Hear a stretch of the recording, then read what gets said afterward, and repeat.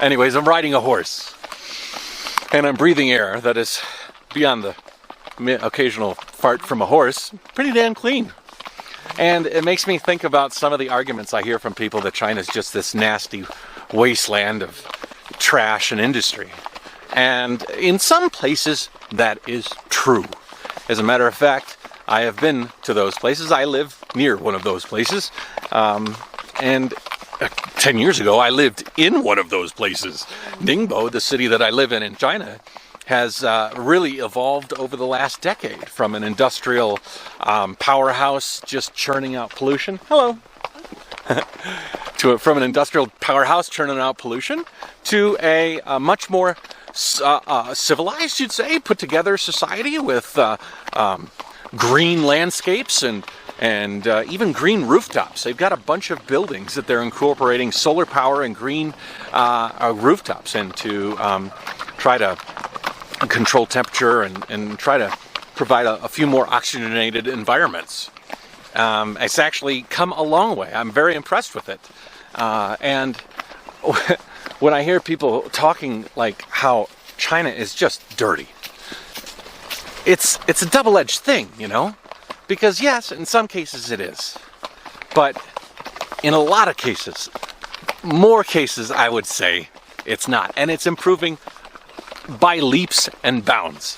The other caveat to that, I'd say, is that most of those factories are putting out products that have been bought with no complaints from the West. So, China has taken over the role of manufacturing from the United States in many cases, maybe to the detriment of the employees, but to the benefit of the business owners. The fact is that instead of making a mess of things in the States, they moved to China and didn't have any problem making a mess of things in China for many, many decades. But things are starting to change. Things are starting to get more expensive to manufacture in China, and those cheap manufacturing, highly polluted projects are moving elsewhere, which I disagree with as well. I mean, obviously we should try to do our best.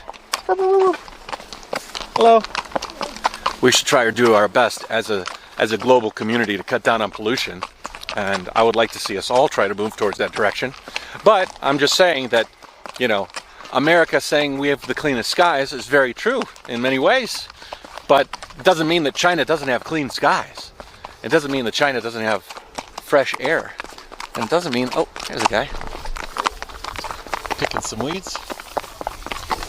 It doesn't mean that that China doesn't have environments that could compete with the freshness and cleanliness of the environments in America or anywhere in the West. As a matter of fact, I am headed to a few different ancient cities in China. From this one, I'm headed to Chengdu. I'd already been in Chaozhou.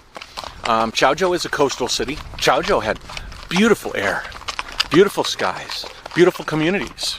The other thing is that because most of the people that visit China visit the coast, they have this perception that China is only what they see on the coast, only what they see in these dense cities. And there's a couple of things that aren't fair there.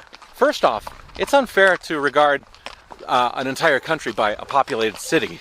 And it's also unfair to regard an entire country by a city that is so populated, its population is exceeding most of the countries that those people are coming from. The entire country. There's more people in Beijing in many cases, or Shanghai, or Shenzhen. Shenzhen actually is quite clean. I love Shenzhen. But the other thing I want to mention is that I actually cycle around the world. I have cycled around all of Southeast Asia. Korea, Japan, back down to Vietnam, Laos, Cambodia, Thailand, and Malaysia.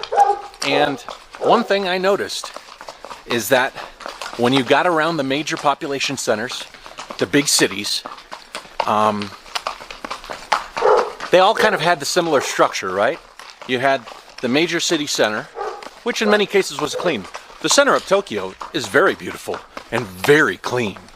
But as you started to work your way out, you'd get to the outskirts of the city, you would find that those cities had highly polluted industrial centers.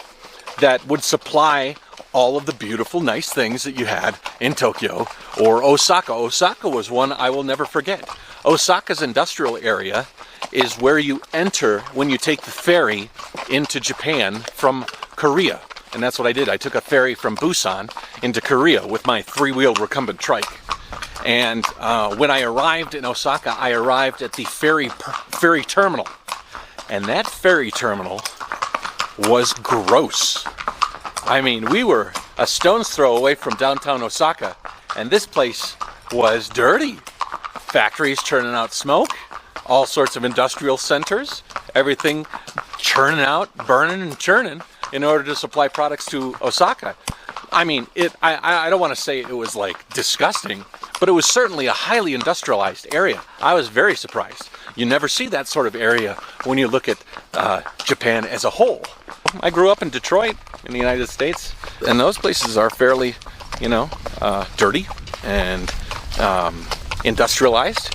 And when you're an old American city and your backbone is manufacturing, you're gonna get a little grease under your fingernails. You're gonna get a little dirt on your face from a citywide standpoint. And so, I just wanted to make this video to give you some objective, some nuance to the argument that China is just dirty.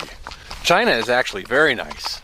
China's clean. It's got some beautiful areas. It's got some beautiful people, and it's got a lot of nature. Even right outside here, we went to a nature reserve, and there was all sorts of birds. Ni hao. Anyways, I just want to tell you that there are some beautiful, clean places in China, and there's some very dirty places in China. The dirty places are working on it. They've done pretty good in the last decade, and I think that they're going to do it even more to improve the lifestyle here. But to label China as just a dirty, disgusting place would be doing China a disservice. Anyways, thanks for watching.